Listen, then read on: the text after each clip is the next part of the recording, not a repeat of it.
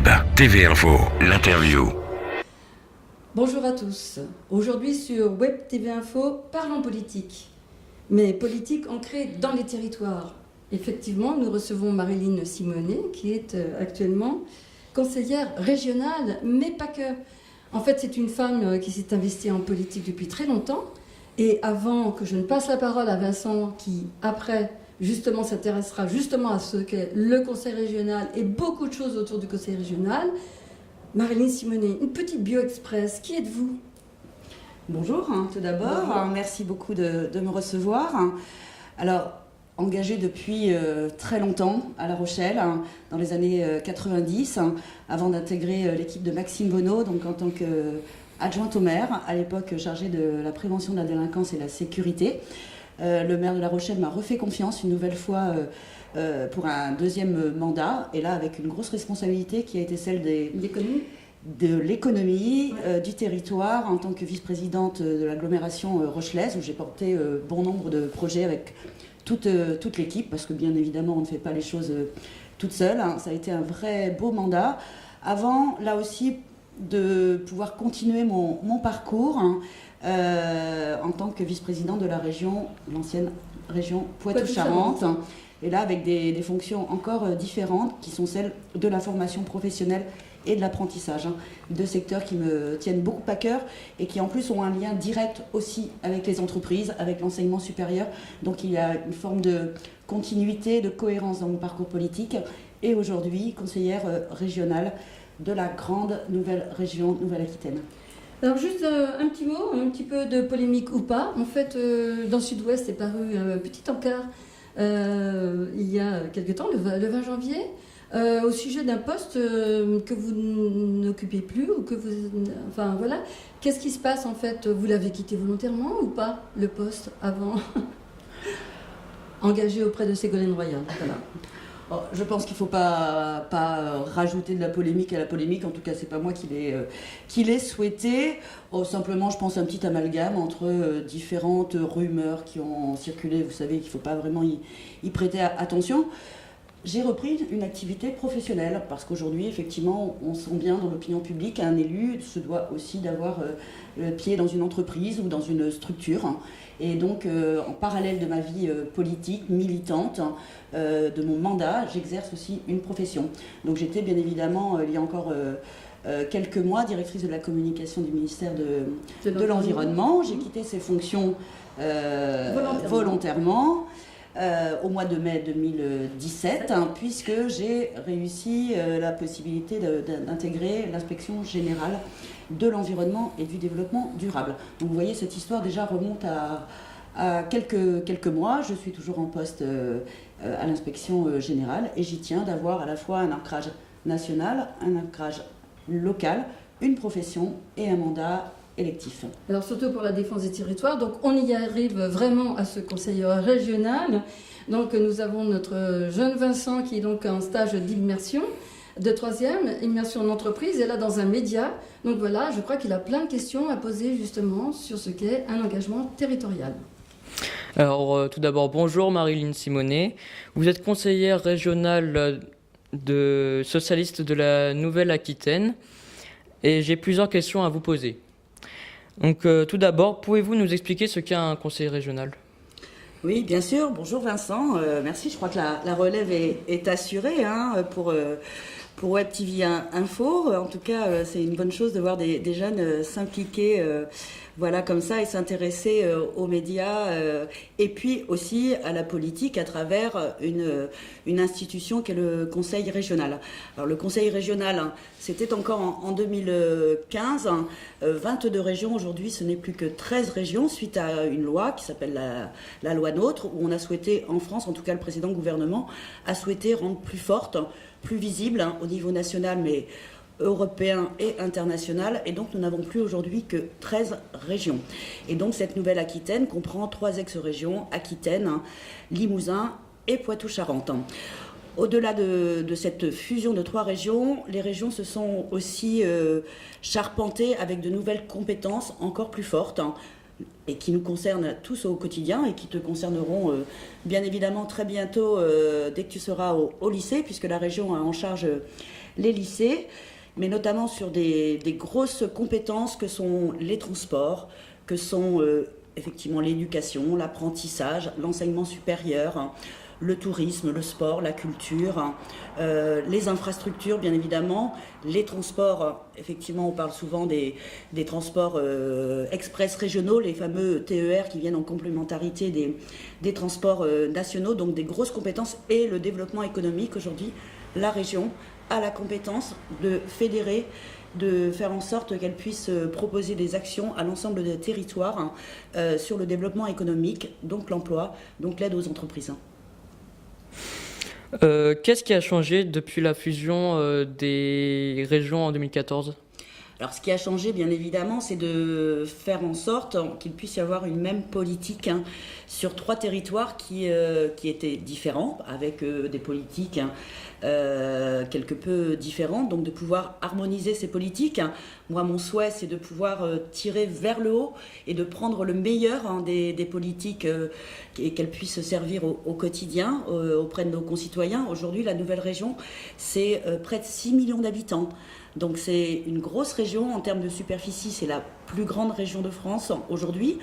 On a dit qu'elle était de la superficie de l'Autriche, donc tu vois que c'est quand même une région très, très importante, avec un budget aussi très conséquent de 2,8 milliards. Pour faire un petit parallèle, le budget de la région Poitou-Charentes était de 636 millions d'euros. On passe de 636 millions d'euros à 2,8 milliards, donc avec un potentiel financier relativement important, et encore une fois pour des compétences aussi très importantes dans le quotidien de nos concitoyens. Quels sont les domaines d'action du Conseil régional ?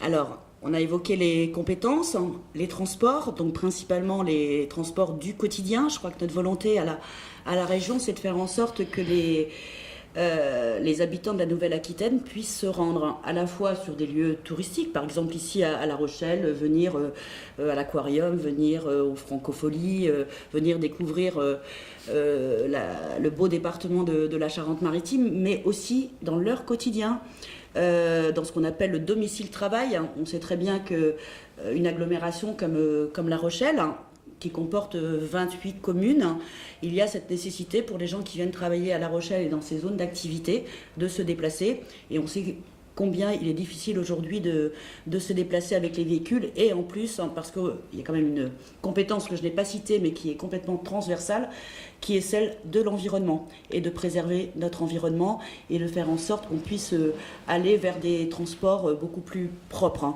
Donc les TER sont une compétence importante et nous souhaitons vraiment la développer. Un simple exemple, et c'est très rare en France, nous avons ouvert une nouvelle gare à Aigrefeuille-la-Jarrie, donc à quelques minutes de La Rochelle en train, alors qu'il faut une bonne demi-heure pour y aller en voiture. Et donc on voit bien cette volonté politique de faire en sorte que les transports puissent se développer au quotidien. Ensuite, les autres compétences, bien évidemment, et encore une fois, c'est un sujet qui me tient particulièrement à cœur, c'est toute la formation professionnelle. On sait très bien qu'aujourd'hui, on ne va plus faire un métier, ça sera peut-être ton cas, ce ne sera plus un métier que l'on fera quand on quittera ses études jusqu'à la retraite. Et on a besoin de cette formation professionnelle tout au long de la vie. L'apprentissage, nous avions une véritable motivation et une volonté politique en Poitou-Charentes concernant l'apprentissage, puisque nous étions la première région de France. Et aujourd'hui, le président de région a cette envie et cette motivation pour faire en sorte que l'Aquitaine reste la première région pour les apprentis, à savoir bâtir des nouveaux centres de formation, les moderniser et valoriser aussi l'apprentissage pour nos jeunes, parce que ce sont des jeunes qui seront véritablement dans une voie d'excellence, qui auront du travail, qui seront les artisans de demain, qui seront les patrons de demain, les chefs d'entreprise de demain. Et je crois que c'est une vraie belle voie pour la jeunesse. Et on sait très bien que l'apprentissage, elle démarre au BEP, au CAP, et elle peut se continuer tout au long de son cursus scolaire, y compris en université.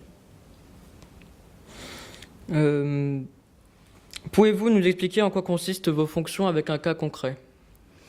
Alors, mes fonctions. Il est clair que nous avons aujourd'hui, sur l'ensemble de la Nouvelle-Aquitaine, 183 élus, 183 conseillers régionaux qui sont répartis sur les 83 000 et quelques kilomètres carrés. La Nouvelle-Aquitaine, c'est un vaste territoire aujourd'hui, et donc nous avons vraiment besoin d'être au plus près de nos concitoyens et d'être toujours dans cette proximité. Même ça peut sembler paradoxal, mais même si cette région s'est agrandie, il est important pour moi, en tout cas, c'est ce qui me fait, ce qui me motive dans mon quotidien d'élu, c'est d'être en proximité avec les gens. Donc, je suis une conseillère régionale de l'ensemble du territoire de Nouvelle-Aquitaine, mais je suis surtout une conseillère régionale proche de mon territoire.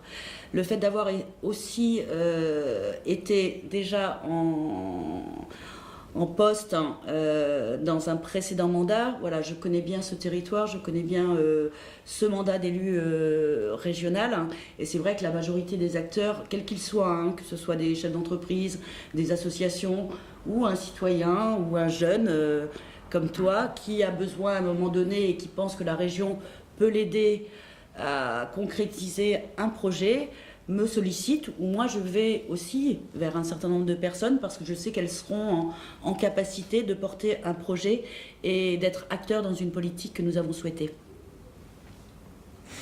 De quelle commission faites-vous partie ? Alors je fais partie de la commission culture, patrimoine, sport, langue régionale. Donc la culture, le sport sont des compétences aussi importantes portées par la région, parce qu'on sait que le sport et la culture, en tout cas, j'y attache particulièrement de l'importance, dans le sens où ce sont des activités qui fédèrent, qui créent des liens. Alors bien évidemment, il y a les grands clubs, mais il y a aussi tous les petits clubs avec des bénévoles, avec des jeunes dans les territoires ruraux qui mènent une activité et un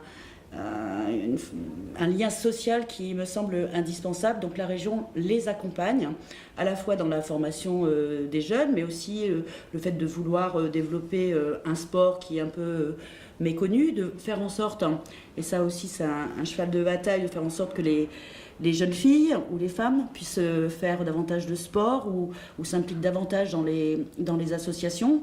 Et puis bien évidemment, il y a le soutien à nos grands clubs, comment ne pas parler ici à La Rochelle du Stade Rochelais. Donc dans cette Nouvelle-Aquitaine, on a 5 clubs maintenant en top 14, mais je n'oublie pas tous les autres clubs qui encore une fois font vivre nos territoires et puis la culture. Bien évidemment, il n'y a pas une petite culture, il n'y a pas une grande culture. Je crois que cet accès à la culture qu'on avait souhaité et que je souhaite depuis de nombreuses années, j'espère perdurera, parce que au-delà de ce qu'elle représente, c'est aussi de l'emploi, et je crois qu'il ne faut pas négliger l'emploi culturel. Quels sont les dossiers dont vous vous occupez le plus particulièrement ?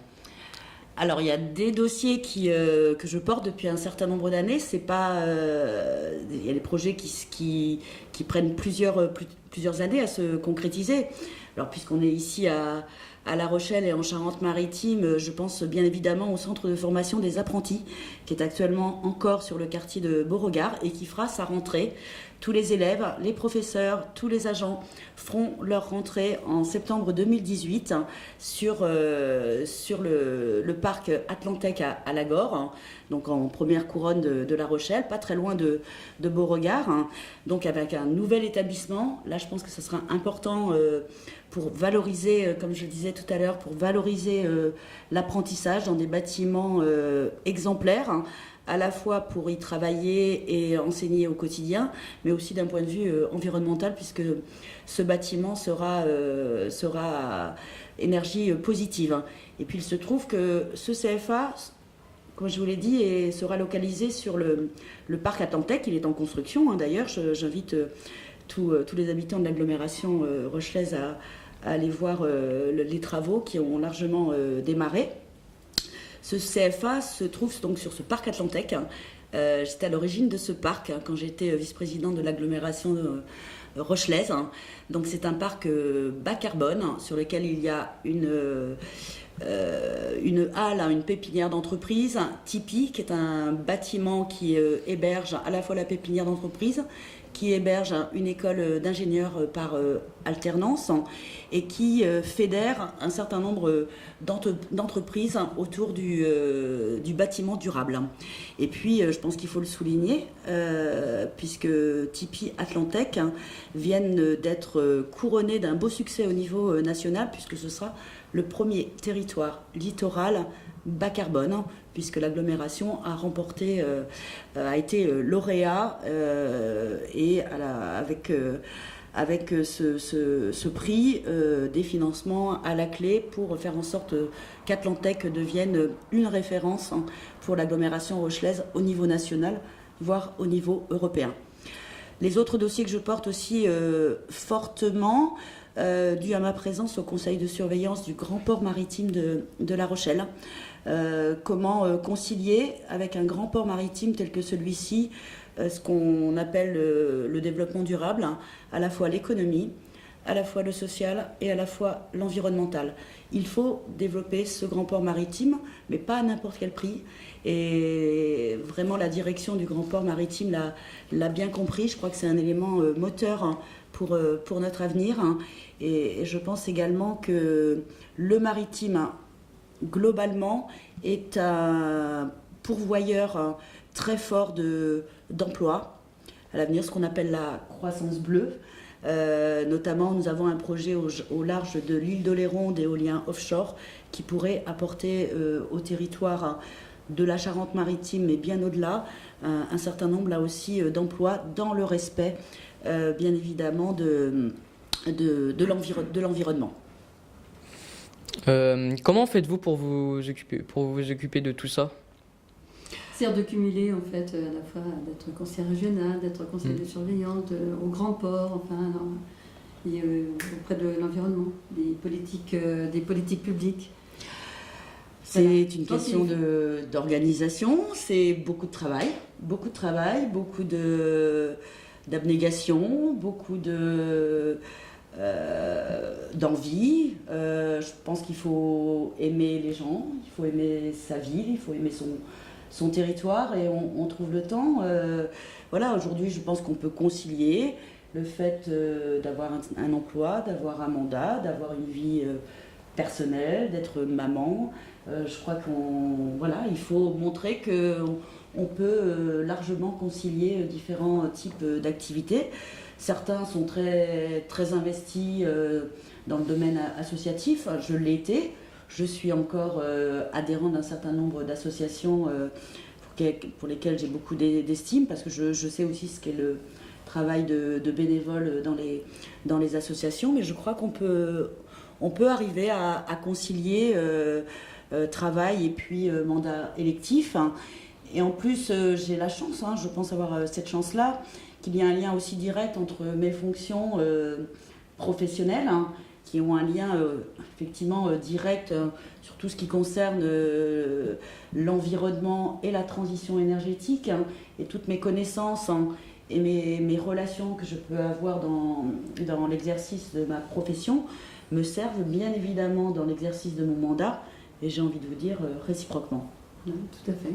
Donc merci Marie-Line. Merci.